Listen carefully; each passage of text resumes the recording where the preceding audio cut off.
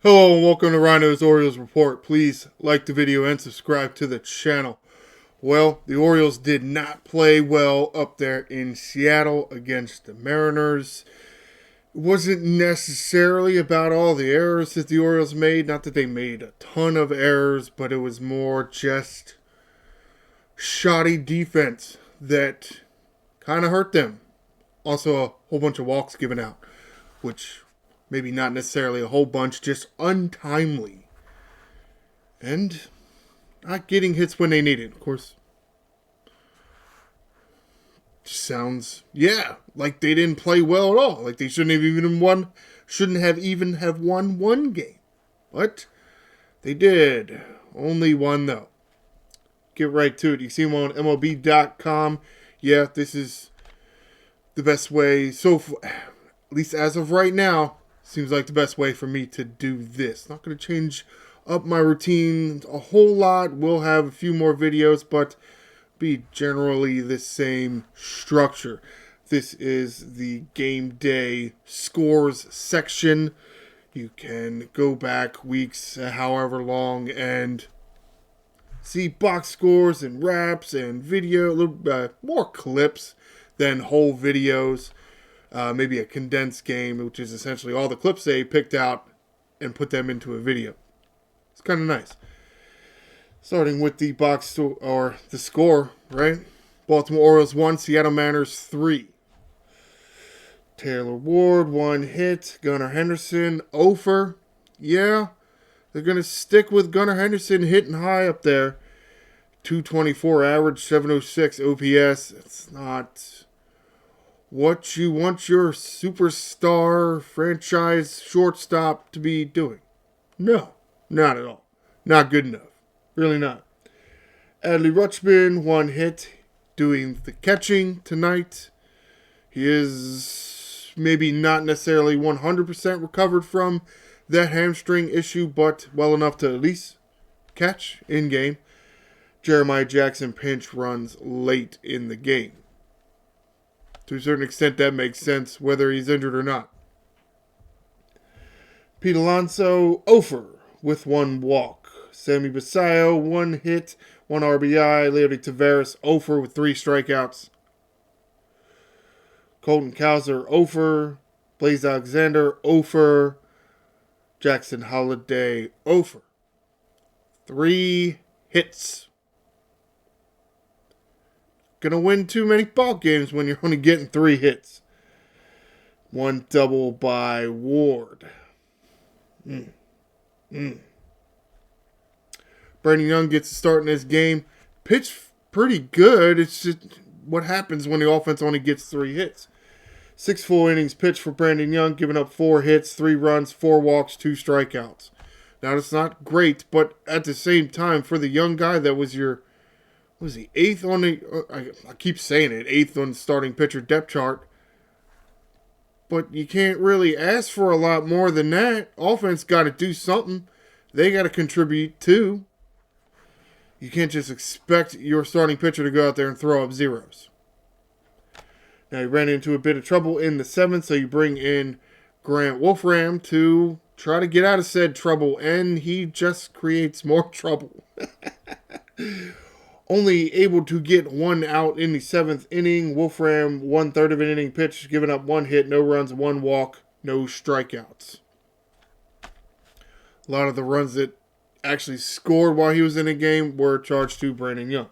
Actually, the 2 runs that scored in that 7th inning were charged to Brandon Young. Andrew Kittredge called in to get out of Wolfram's jam. So the final 2 outs of the 7th inning for Andrew Kittredge, no hits, no runs, no walks, no strikeouts. Keegan Aiken coming in to pitch the full 8th inning. Does give up a hit, but no runs, 1 walk, no strikeouts. Yay. One thing I do like about this MLB box score anyway, and I assume a lot more of them are going to be doing this, but this is the ABS challenges here. You can see 3 total challenges made, 2 confirmed, 1 overturned. Cool. I don't know if I'll go over that every time, but I just think it's somewhat nice to know. There will be a game where, yeah, it's, as far as I can tell, it's definitely part of the news, but not this game. Let's get to some of the things that happened here. Yeah, you got a little bit of the written form of what happened on the right side, but here in the video, this is the condensed game. We'll just go ahead and hit play. This is the top of the first inning. At some point, they'll actually get to what I'm talking about here. Taylor Ward here, doubling. Yeah. This may have looked like a home run. And at the end, it may have looked like the guy could have caught it. Well, neither one of those actually happened. And, yeah, Taylor Ward probably should not have ended up on second base. He either should have been out or third base. Yeah. That's... You hate seeing that. You hate seeing that. Really. Really hate seeing it. But it is what it is. Now, Ward's able to get to third. It actually doesn't even tell you how he gets to third. Interesting. And the video didn't even show it either. That's interesting. He didn't steal a base. Oh, no, wait. Mine, here we go. Adley Rutschman. I feel like I didn't see that in the video. But Rutschman grounds out and Ward's able to get to third. Then Alonso walks. And then Sammy Basayo with the 2-out RBI. So, got one. That's good. That's cool. Not that it really mattered at all. Did it? No, not really. Third inning here. Fast forward you a bit. How did these guys get on? Cal Raleigh. Cal Raleigh was on the injured list the first time the Orioles and the Mariners played, but then now he's back. Yay, go us. No, not really. Kind of sucks. But check swing bunt there. Or not necessarily a check swing bunt, but a check swing that pop out. Previously to, or the hitters ahead of Raleigh, Emerson leads off with an out. Then there's a walk, and then there's another walk. 2 walks, back-to-back walks. Look, if you can spread them out, walks can be okay. But when you have back-to-back walks and there's a guy on second base with 2 outs, and a guy hits a little dumper in the left field, that's what happens. A run scores. Yeah, that's great, isn't it? No, it's not good at all. It's not. It's really, really not. We're going, yeah, see, that's what I wrote here in my notes. Walks in third and the 7th with a missed opportunity defensively in the 7th, doomed the Orioles. Let's fast forward here to the bottom of, I want to see the bottom of the 5th and I'll show you this nice play by Pete Alonso. Ripped down the line, probably going to be fair. Really looked like it would have landed fair and been at least 4 extra bases, but Alonso is able to, yeah, that's absolutely extra bases, but Alonso is able to snare the ball. That's great. But I think that's all. It's 7th. They don't get any more runs until the 7th, and that's really about it for the game. Other than that, there's really not a whole lot that happened. Let's get to the 7th inning.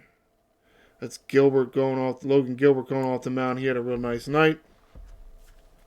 Disappointing. Brandon Young gets himself into trouble. Not necessarily all of his fault, but some of it. You can see this ball.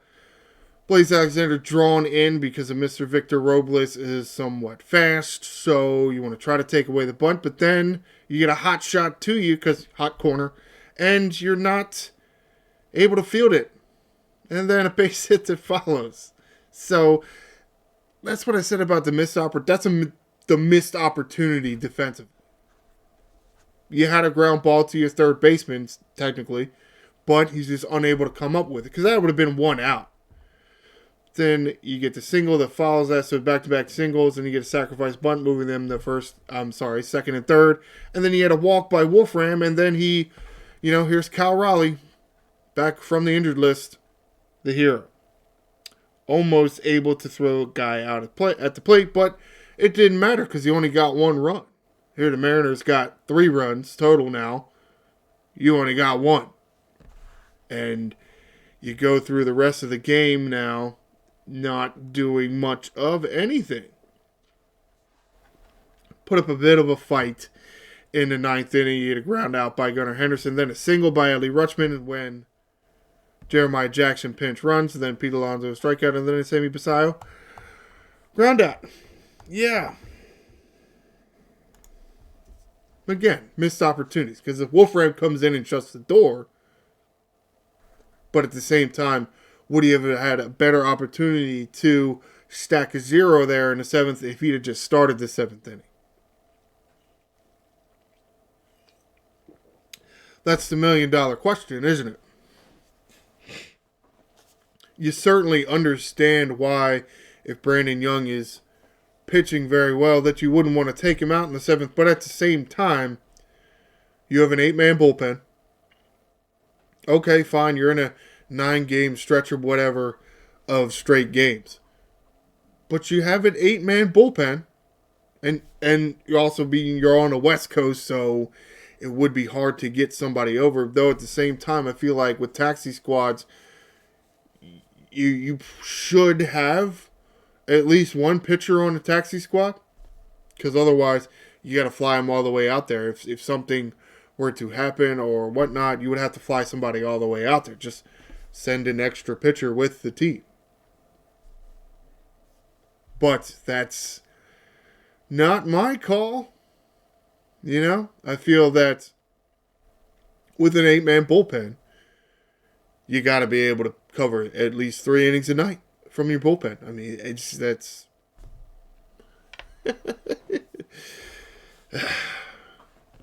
some pitchers are very good with inherited runners. Some are just not. However, let's get to game 2. Baltimore Orioles 5, Seattle Mariners 3. This game appears a lot closer than it really was. It really wasn't that close, but at the end of the night, it ended up being that close. Taylor Ward, 1 hit. He got 5 at-bats in this one, just 1 hit. Henderson hitting 2 RBIs. That is kind of why Gunnar Henderson's still in there. He has ability to do that. That was a 2-run home run. Still not great. You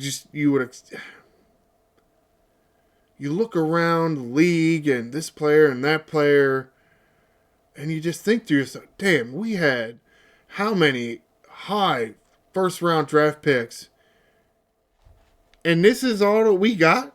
We ain't got nobody better than this. Makes you wonder. Makes you wonder why they keep doing the same damn things. Oh, well. Henderson hitting 2 RBIs. Rutschman 0 Pete Alonso 1 hit. Basayo 2 hits. Larry Taveras hitting an RBI. Tyler O'Neill 0. Yeah, I know that's what you're saying. Oh, well, that's why he doesn't get any playing time. Again, if he plays 1 game out of 3, what do you expect? You expect him to do more than that? You expect him to hit more than 184? I don't. Jackson Holiday hit, RBI, and a walk. Blaze Alexander 3 hits and a walk. Interesting. But yeah, that's how that is. All right, so let's get to a few of the important moments. Nothing really happening in the first here. I just hit the button here, let the video play a little bit. There's nothing that really happens a whole lot. There is some challenging ABS. Oh, wait a minute. That's not what this is. Not. See, I'm getting ahead of myself.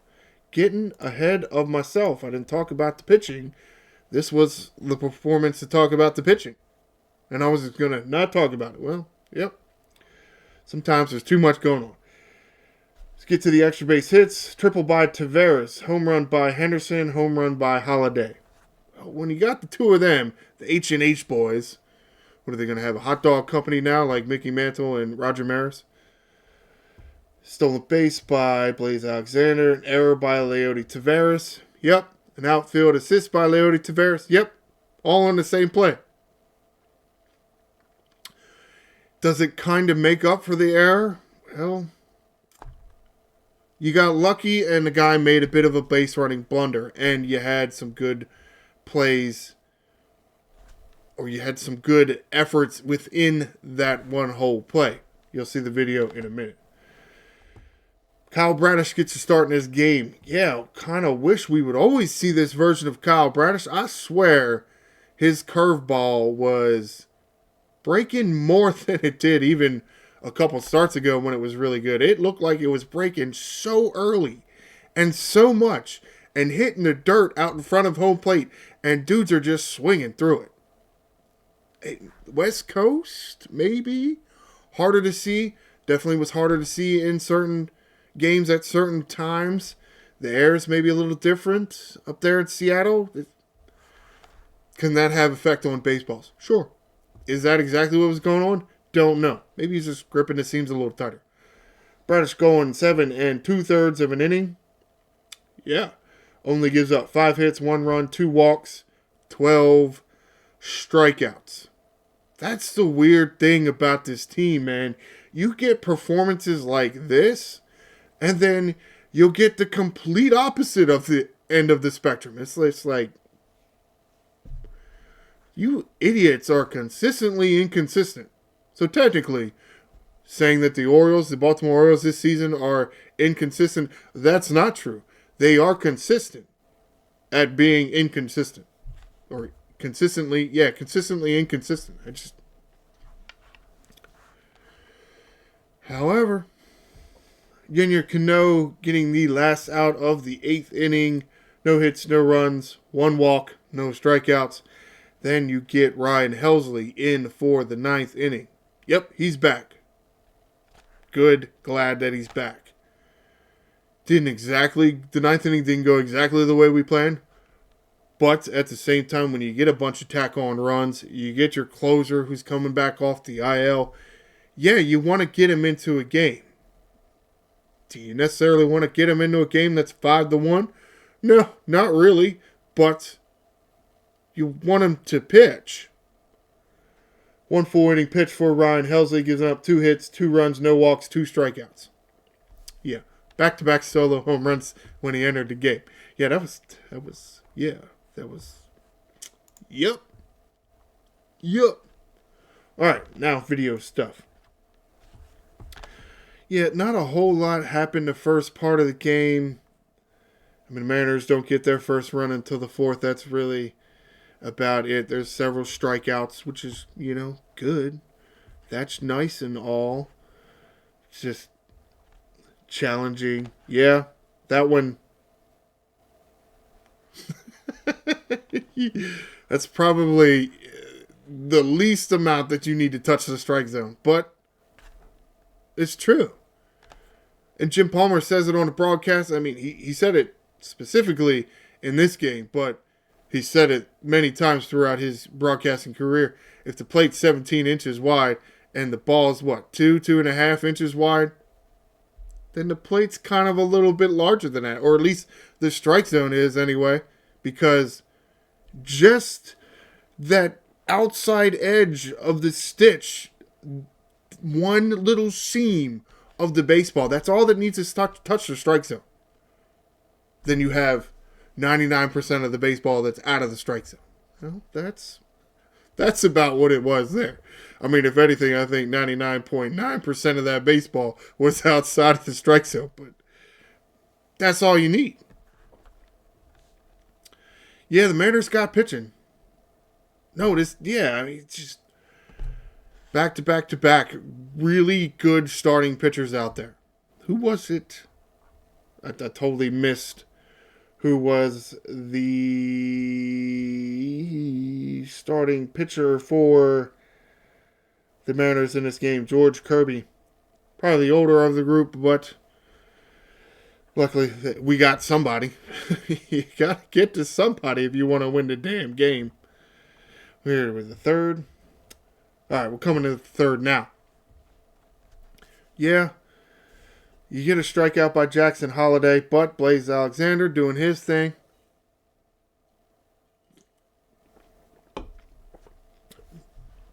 So weird that he can get 3-4 hits in one game, but then there are other games where nothing. Gunnar Henderson home run here with 2 outs, so that's good because of course Ward flat out. So you get Blaze Alexander gets you a hit, then Ward gets you nothing, but then Gunnar gets you something. We need to have more of those times where, especially Ward and Henderson, where they're giving you something in their at bats. Doesn't seem to happen too often back to back anymore. At least it's not now. Fast forward here a bit to the 4th inning, the Mariners' 4th inning. I don't think this is it.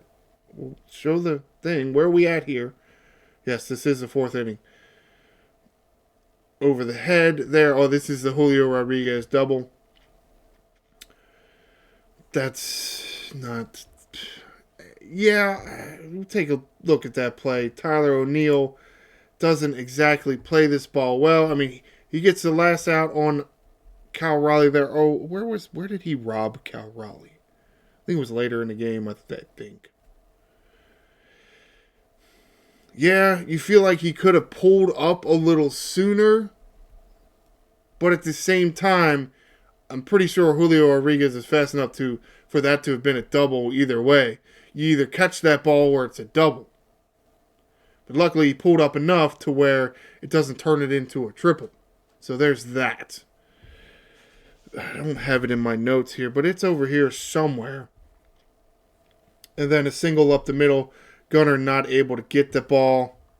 Disappointing. Feel like there was hit almost in the spot where Jackson Holliday would be playing. I mean, it's an inside pitch. Yeah, it's just... Sometimes you got to hit it where they ain't. And that happens. Yeah, that happens. Where exactly... I do want to show that. Oh, the 5th inning here. Well, nothing really happens in the Oriole 5th inning. I mean, you get a single. Excuse me, with 2 outs, and then Gunnar can't do anything. But it's really the bottom of the 5th where you really want to see this. You get the strikeout here, but then you get Connor Joe here singling, and they're calling it a single to center field. Here's Taveras. I don't know what he's doing there.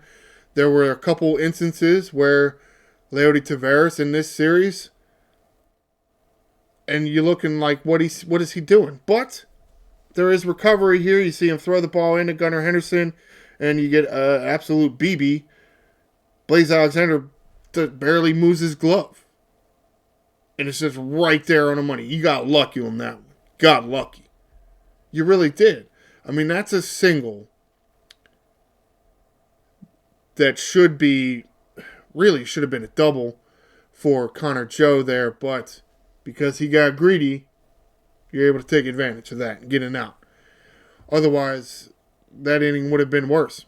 But here's Taveras again, splitting the gap between the center fielder and the right fielder, all the way to the wall. Slides in there on a triple. Does that make up for it? Yeah. At the same time, though, can you really overlook the misplay in the outfield, especially when the next game, Game 3 in this series, he does a similar thing, and you scratch your head like, what the hell are you doing out there, buddy? What you doing? That doesn't make no sense. However, here, this is what, Cal Raleigh at the plate. See Tyler O'Neill. Yeah. That's why Tyler O'Neill still gets playing time. He could play the outfield. Yes, with Taveras and all his mistakes. Taveras, I think, is the top 3 outfielder, but at the same time, Tyler O'Neill is. The best defensive outfielder for these Baltimore Orioles is Kowser, Taveras, and Tyler O'Neill. Though I feel we almost never see that. Mainly because you want Ward in there a lot, and He doesn't get a lot of DH time because you gotta DH Adley Rutschman and Sammy Basallo. However, this is something here. Julio Rodriguez, some kind of hamstring spasm. So he's missing a bit of time with that. How long? Don't really know. But you see Jackson Holliday walking. You see Blaze Alexander getting a hit here. That's cool. Jackson Holliday taking an extra base. That's cool. Maybe taking advantage of the center fielder not being in there. The starting center fielder not being in there and not getting to the ball quickly enough. Now you see Taylor Ward grounding into a double play, which is disappointing, but at the same time, a run does score. So, yeah, you would have liked to see Taylor Ward beat that out, but didn't happen that way. 7th inning now. Get the walk. Get the pop-up. You get another pop-up. Yeah. Yeah, well, that's how you get through 7 innings, right? You got to have some quick outs there. It grounds it right down there to first base, and luckily there was a walk because Pete Alonso wouldn't have been right there. Think about that. If Pete Alonso isn't playing right there holding the runner on, what does that ball do? Does it hit the bag and go some goofy-ass way? Nothing happened in the Orioles' 8th, and here is the bottom of the 8th. Connor Joe being called out on strikes, and you get a single here. And then you're going to get another strikeout here by Bradish. That will be his last, and you're going to get Yennier Cano to come in. Jackson Holliday, you definitely needed that. Well, you needed the Ward. Taylor Ward doesn't get an RBI on that double play, but it was necessary. Here is Cano walking Raleigh. You don't mind that because it is Cal Raleigh facing the next guy, Rob Refsnyder. Or is that his name? Rob, right? Rob Refsnyder. You did have an error in between the Refsnyder at bat and a Raleigh walk by Adley Rutschman trying to do his back pick. Yep. Luckily, nothing happened, but it's there. Jackson Holliday. Yeah. Yeah. We need to see more of that. Yep. He went down there and got that one, covered that plate. When I look at Jackson Holliday's swing, man, he is so susceptible to the outside pitches. But he was able to cover that one. Also covering this one, that man. What's his name? Dominic Calzone and then Cole Young. Yes, covered that plate. Ryan Helsley entering the game. Yeah, 5-1, but you needed those two tackle-on runs. Taylor Ward and then Jackson Holliday. Because you bring in Helsley to get some work. Yeah. And pushing some fastballs. Well, Ryan Helsley wanted to get the fastball going. Okay. Yeah, I wonder if they're going to show the next one. If they don't show the next pitches, yeah, douchebags. You're so on the fastball, and you start striking out on other things. They didn't show the whole sequence. I'll go show the rest of the sequences here. You do get a ground out here by Victor Robles, but then you get Cole Emerson looking at this. Slider, splitter, slider. Well, that's what happens when you guys are all over the fastball. And you look kind of silly there. What happened there? Oh, it just started to replay the video over again. It's not necessarily what I wanted, but that's fine. Wait, why did it... Okay. I'm not exactly sure what happened there. What did the first out? On a slider. Yeah, well, that's what happens. You throw a fastball to Calzone and he home runs. Then Mr. Cole Young here, another fastball, home run. You didn't like the... I don't like this location here to Calzone. This is... Canzone. I'm sorry, not Calzone. This is a terrible location, especially to a left-handed power hitter. You got to stay away from there. This location isn't bad. I would prefer if it's a little in more, but 2 more inches in may have affected that. Maybe it would not have, but again, they were sitting all over the fastball. Like, okay, fine. Here you go. Here's a slider. Roll it over on it. And then here's another slider, and then here's another splitter, and then here's another slider. Oh, now there's 2 outs. Yeah, y'all wanted to play screw-around games? Come on. However, I mean, you get it. You're going to fight to the end. But at the same time, in these games, in a lot of games, you can just see one team just ain't got it. You ain't got it that night. That's the different thing about Major League Baseball is you play so many nights. You're going to have it some nights. You're not going to have it other nights. The key is to have it more nights than you don't have it. Something the Baltimore Orioles cannot do.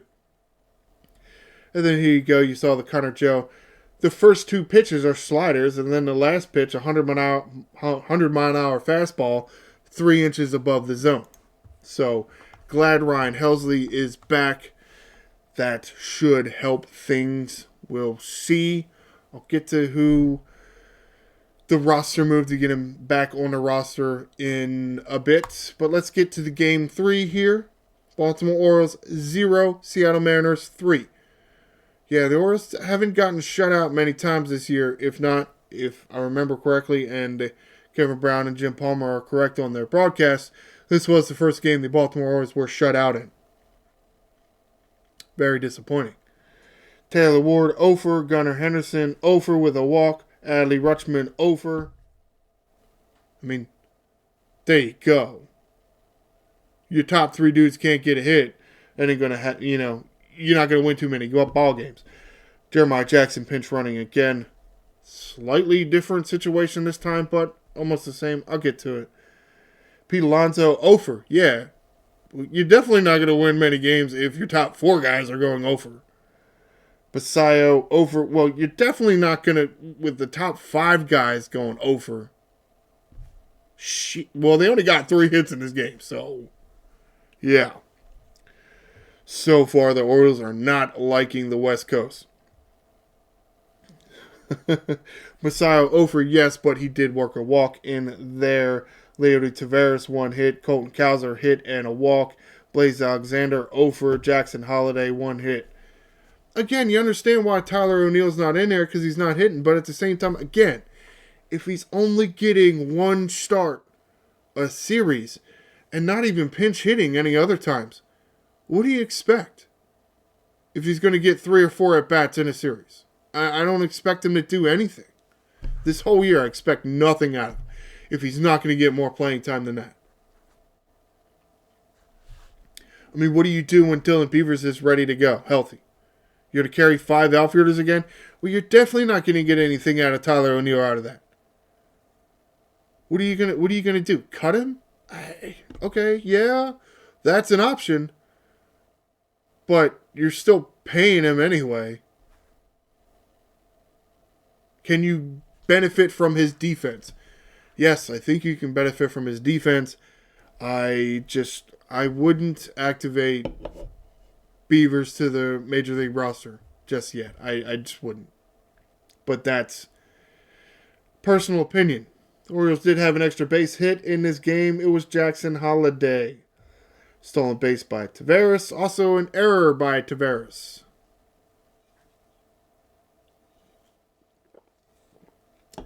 Not a good showing against one of his former teams. Shane Baz gets a start in this game. Really a shame that, one, you couldn't play a little bit better defense behind him. And I'm somewhat surprised all 3 of these runs are earned, but however. Because if you play a little bit better defense, maybe he only gives up 2. Maybe. But at the same time, it's still a great start. 7 innings for Boz, giving up 5 hits, 3 runs, 2 walks, 9 strikeouts. You can't ask for a whole lot more. I mean, the 5 hits and the 2 walks, but over 7 innings, then 9 strikeouts to go along with that. I'm okay with that. I say the offense needs to get off their ass and do something. I don't care if it's Cy Young on the other side. You got to do something. Or maybe don't bring your struggles at the plate out to the field.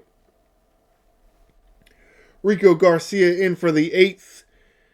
Giving up no hits, no runs, no walks, 1 strikeout. Okay, good rebound session for Rico Garcia. How about that? Oh, this is the one where I want to talk about the ABS challenges. Yeah, they need 2 lines. 2 lines because there were that many. We'll count it up here for you. Excuse me. How they're, what's the word I'm trying to say here? It's kind of like home runs or extra base hits. They'll have the player's name and then the number of times and then the outcome.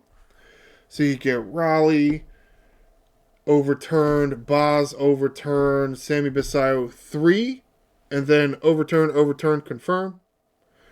Alonso overturned, Garver overturned, Emerson overturned, Rutschman confirmed. So, unless I have miscounted, that is a total of 9 challenges and 7 overturns. You hear that number? 7 overturned calls. To a certain extent, those 2 challenges by Rutschman and who was the other one? Basayo, they happened later in the game. So, y'all literally started 7 for 7. And then because you were 7 for 7, you challenged at the end of the game anyway, a game you were losing. Maybe you get a lucky break or something. Do we really think that 2 challenges per team for the whole game is enough now? I'll present this for evidence right here that there were 9 challenges and 7 were overturned. 7 for 9? Because that's the thing. If you start in a game and you start challenging and you get over an overturn and then you get another overturn and then the other team, they start challenging and they get it overturned and they're getting it overturned. You're just going to make more challenges. You're going to make players challenge more. You're going to get one wrong every once in a while. Yeah, you're going to get one wrong. Sure, going to happen. But something needs to be done about that. There needs to be more, maybe not necessarily challenges. I'll still go with what I say. Something of what the NFL does. They review all the touchdowns, all the turnovers. They just automatically get reviewed. A coach doesn't need to use a challenge to get the play reviewed. The NFL and their department of their review department, they just rewatch the tape and they decide whether, oh yes, it's good or however. You know what I'm talking about. Major League Baseball needs to do something like that. The only thing I can think of is if you don't want to give teams more challenges, which I think you could give them 3, which does kind of make sense. 3 strikes and you're out, 3 outs in an inning, 9 innings divisible by 3. There's a lot of 3s there. There are 3 bases.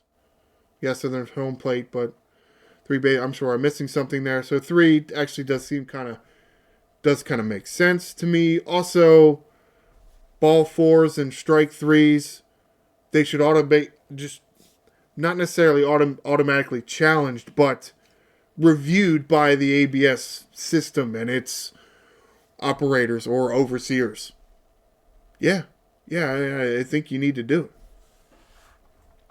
But that's just this person's opinion. Let's get to some of the notes here, or some of the play-by-plays. Yes, Brian Wu, starting pitcher for the Seattle Mariners. Yeah, another really good pitcher, starting pitcher that the Seattle Mariners have. To a certain extent, some of it was maybe the time of day. Excuse me. Hard to see balls at certain times. That can happen with all ballparks, but especially with the ABS, yeah, the home plate umpire was really having a really hard time seeing the ball. And to a certain extent, so are a lot of hitters. Only 8 hits total in this game. You get to the first inning here by the Seattle Mariners at bat. Shane Baz on the mound. Yes, he does get the first out. Oh, I'm sorry. He does get the first out of J.P. Crawford, and then the strikeout of Cal Raleigh. Then with 2 outs, you see Josh Naylor. Did you see something weird out there for Leody Taveras? We'll see if they should replay it. Watch Leody Taveras here. Yes, barehand the ball. That's why you got a glove, and the glove's a little bit bigger than your hand. There's a reason for that. Top spin, funky caroms, the seams hit the ground and will shoot a slightly different way. Yeah, that's why you use your glove, buddy. So you allow Naylor to get to second on a double. Yeah, there's a walk after that, but does the same thing happen? And then you get this ball in the corner here, and maybe you can't really notice it there. I feel like I noticed it on the Orioles broadcast watching it, but you can see Taylor Ward. Try to articulate this with what you're seeing here. You see Taylor Ward, he's tracking this ball, he's going for it. You see, but then, and it looked like he was going right to it, but then they changed the angle. They changed the angle here. Trying to hit play here. Don't make the play button go away. And then you see him come here across the line because it kicked away from him. Well, yes, you see that this runner is probably going to score anyway. But if he has the ball earlier, 1 second, 2 second earlier, does he get this guy here coming into third base? Does he stop this other runner from moving up to second base? It's more what I'm saying. It's not necessarily an error, but it's a missed opportunity to hold runners from moving up an extra base, or at least one of the runners, because those 2 guys out there, they end up scoring on this play. So if you hold one of them up, it's not necessarily, that was fairly close, but if you held one of them up, say the trail run it, then it's only 2. But you had 2 misplays in the outfield. Back to back, too. Well, no, not back to, because there was a walk in between. But what do you expect? What do you think's going to happen when you get 2 outs and then your defense doesn't play well?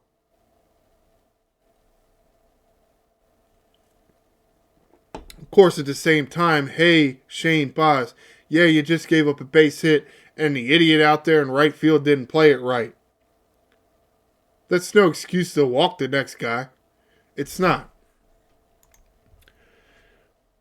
On 4 straight pitches. Now at the same time here, this 4th pitch, according to this, it actually catches the strike zone. Wasn't called that way. Yeah, very disappointing. But for the most part, I mean, nothing else really happens after this. It's so weird. Like, that was it. That first inning there. That's where all the runs were scored. Okay, sure, there were a couple more hits after that. But not a whole lot. It was a pitcher's duel. And yeah, to a certain extent, I'm sure there are people out there saying, well, that's why baseball is boring. Only if you don't like pitching. Right? I mean, watching this, or good defense.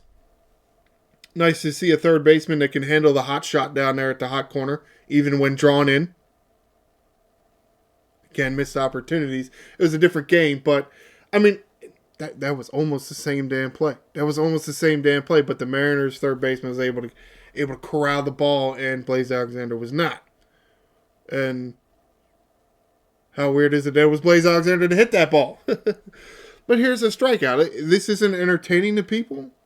Okay, there's not runs being scored. There's not a bunch of hits. There's not home runs. But watching two pitchers have a butt ton of strikeouts, that's not fun to anybody?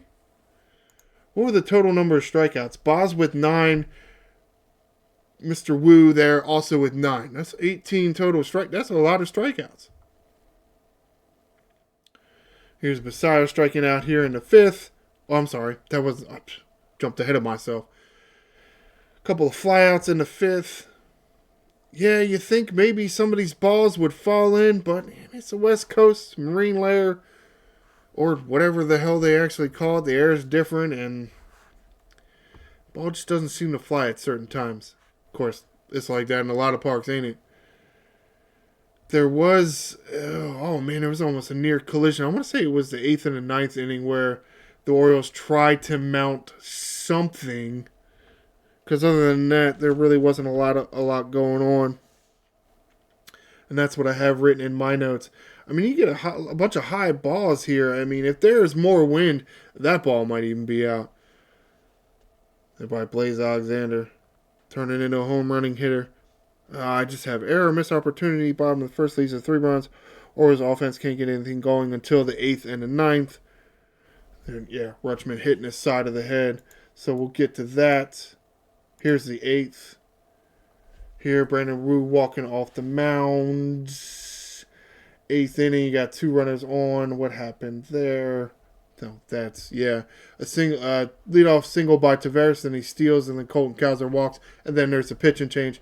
And then you just saw that. Well, let's go back. So, single by Tavares, and he steals, then Cowser walks, so the steal didn't really matter. And here's Blaze Alexander. Hits it right there to the shortstop. I mean, it's the first place the runner's got to go, but then, he gets the lead out there. Which is smart. Because here on this play, if he doesn't get that lead runner probably scores. And you almost get something to go your way. You don't want people to, or you don't like seeing that people maybe run into each other and hurt each other, but sometimes it happens, and it's hard to see sometimes. And it would be nice to take advantage of when things happen like this, or the baseball gods just smile on you and just let some things happen, and just didn't. Doesn't seem to work out sometimes for the Orioles. And then Jackson Holly, that was Jack, and then Ward called out on strikes. Here you get to the top of the 9th. This is Seattle's closer. Walking Gunnar Henderson, Adley Rutschman. Oh, that's what I wanted to talk about. I want to look at that. Call your attention to that. Not much of a trying to come back in this game, but it's a little bit, and it's something to note. You remember several weekends ago when Ernie Clement ran out of the baseline.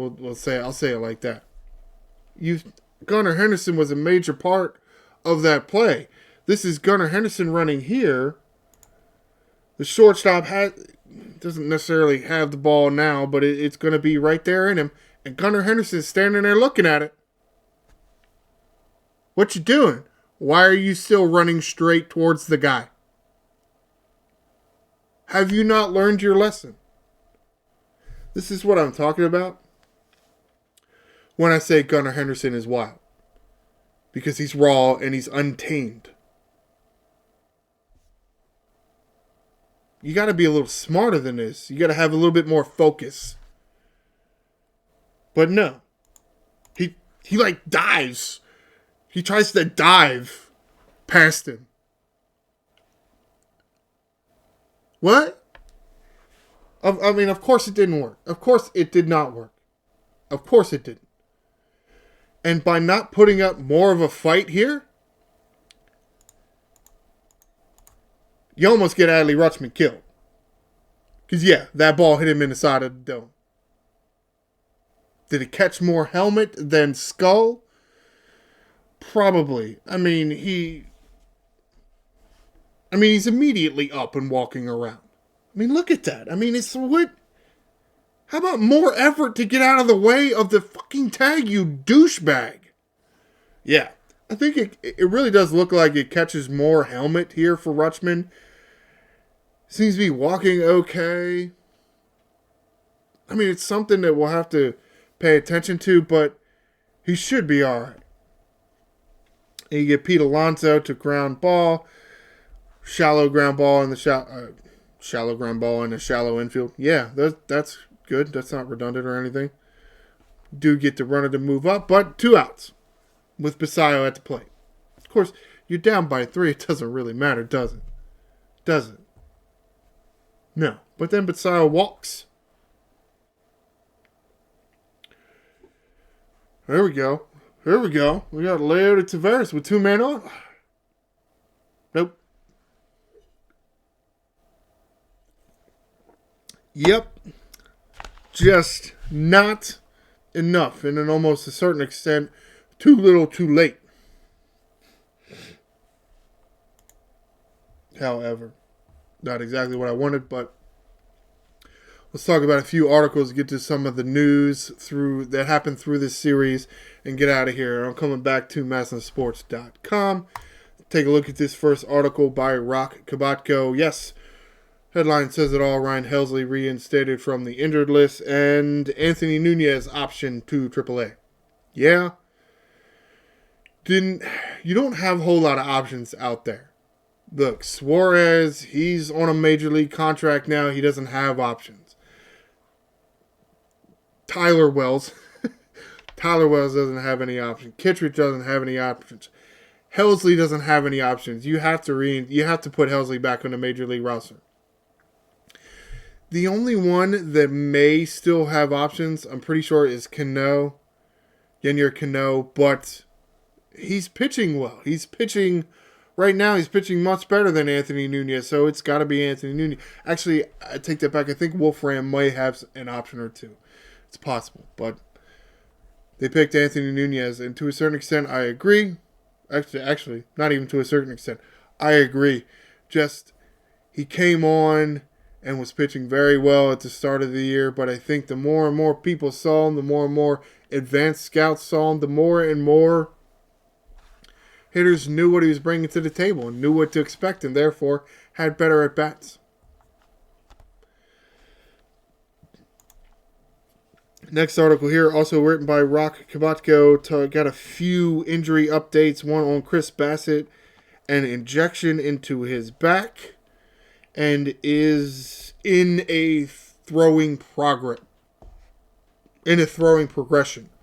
So, what exactly does that mean? It's like they're telling you what is going on with him, but they're not exactly telling you what's going on with him.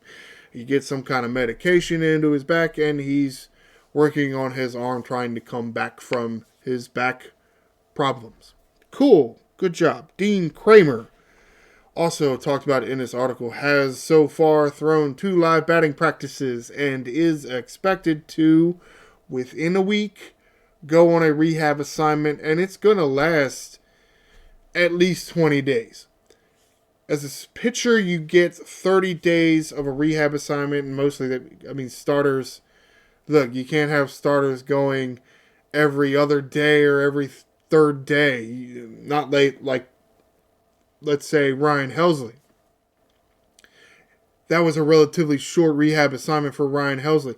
It's not going to be the same thing for Dean Kramer. Dean Kramer is a starting pitcher, and Dean Kramer needs to be able to go 6 innings a time out there. So, yeah, it's going to take, at the very least, I say 5 starts in the minor leagues, but it may even do more than that. So, yeah, we're still probably looking at another month till Dean Kramer. Now, that would actually put us, right after the All-Star break? Would they try to bring him back before the All-Star break? Tough to say. Again, we have several more weeks to get into that. Last article here, talking about, again, by Rock Kabatko, talking about Dylan Beavers. He is currently on a rehab assignment with AA. With AA. It's a key word there. He's on a rehab assignment with the AA team, not the AAA team.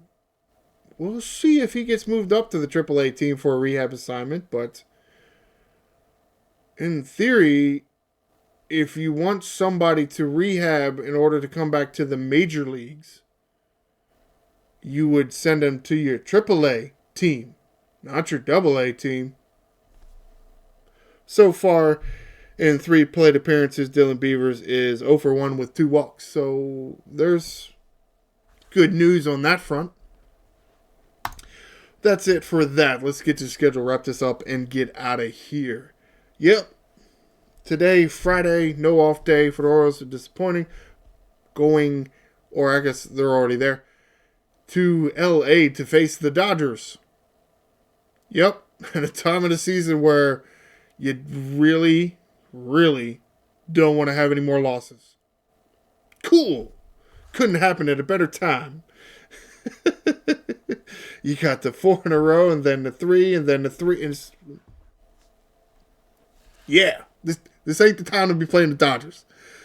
Maybe we'll get lucky and the Orioles will win 2 games at least. If you remember last year at the end of the season, bringing Beavers and Basayo up, it sparked a bit, and they had a fairly decent series against the Dodgers when they came into Camden Yards at the end of last season. I don't know that it's going to work out the same way going to LA this time, but we shall see. So today, Friday, starting a 3-game set with the Los Angeles Dodgers in Los Angeles tonight. Friday night's game scheduled 10:10 p.m. Saturday night's game scheduled 10:10 p.m. Sunday's game scheduled for 10 p.m. And then no off day Monday because you're going down, or wherever Anaheim is from LA, to play the Angels. So no rest for the wicked. Yes, very long, or it just feels like it, I guess. These West Coast trips. Yeah. Up to Seattle for 3, then to LA for 3, then to Anaheim for 3. No off days in between. You get the off day to go out to Seattle and the off day after the Angel, or after Anaheim, but nothing in between. Really? Okay, however, it's fine. Do whatever. That's going to do it for this edition of Ryno's Orioles Report. Please stay tuned for Monday, and I will discuss the series between the Baltimore Orioles and the Los Angeles Dodgers. Please like the video and subscribe to the channel. I'm the Angry Ryno. Thanks for watching, O's fans.